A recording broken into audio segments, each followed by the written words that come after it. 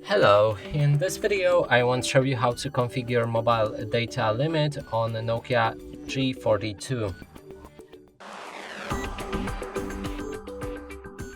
And to do this, we'll need to open our settings, then click on Network and Internet on top. Here we have a SIM card settings. Click on your card that you want to set the mobile data limit for, and then scroll down for data warning and limit. Right here you'll be able to set up the limit. We can change mobile data usage cycle. That means when does the limit resets, on which day of the month, and in this case we're going to go for first day. Here we have set mobile data warning. If you want, you can activate it. If you don't want it, then leave it off. When you activate it, you will receive a data warning at a certain amount of data usage. In this case, it's set to 2 gigabytes.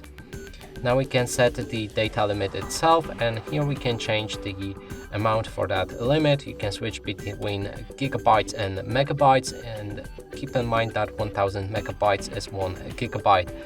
Now let's set it for 5 gigabytes like that, and here's the mobile data limit set.